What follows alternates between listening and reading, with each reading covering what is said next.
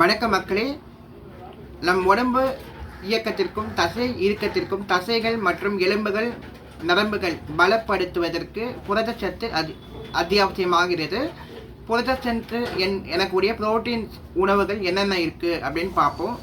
காளான், பன்னீர், பருப்பு வகைகள், கீரை வகைகள், பால் பொருட்களாகிய பால், தயிர், மோர், வெண்ணெய், நெய் மற்றும் பாலாடை கட்டி எனக்கூடிய பன்னீர் மற்றும் சீடு, அதாவது பூசணி விதை, வெள்ளரி விதை, ஆளி விதை, பிளாக் சீடுன்னு சொல்லுவாங்க.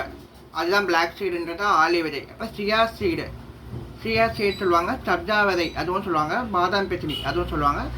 ஸோ அதே மாதிரி காளான்.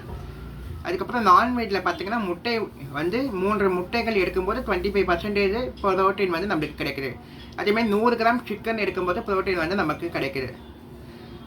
அதே மாதிரி முளை கட்டின பயிர்கள் அதுவும் நம்மளுக்கு பச்சை பயிர், அதுலேருந்து முக்கியமாக பச்சை பயிர் நம்மளுக்கு ப்ரோட்டீனுக்கு அதிகமாக கிடைக்கக்கூடிய ஒரு விஷயமாக இருக்குது.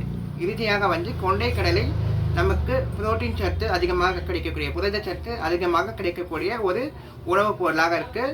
ஸோ இதில் எதெல்லாம் நம்ம உணவில் அதிகமாக சேர்த்துக்க முடியுமோ நீங்கள் ஒரு அட்டவணை போட்டு சேர்த்துக்கிட்டிங்கன்னா உங்கள் உடம்பும் தசை இறுக்கமும் இருந்து நரம்பு மண்டலம் மற்றும் எலும்பு பலப்படுத்துவதற்கு ரொம்பவே உதவிகரமாக இருக்கும். ஸோ இந்த வீடியோ உங்களுக்கு பிடிச்சிருந்ததுன்னா லைக் அண்ட் ஷேர் கொடுத்துட்டு மெரினா மன்னன் சேனலை சப்ஸ்கிரைப் பண்ணிவிட்டு பக்கத்தில் இருக்க பெல் ஐக்கானை ப்ரெஸ் பண்ணிவிட்டு பாருங்கள். நன்றி, வணக்கம்.